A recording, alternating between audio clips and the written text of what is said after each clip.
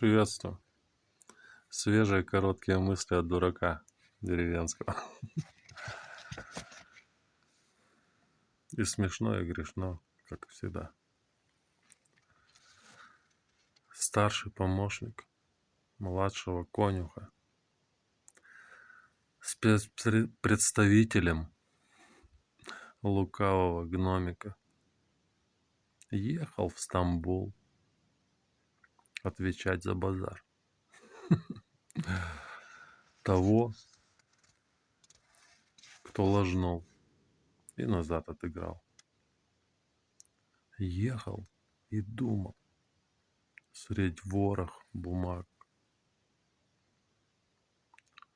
А сколько ж утрутся, раздав и размяв. До встречи.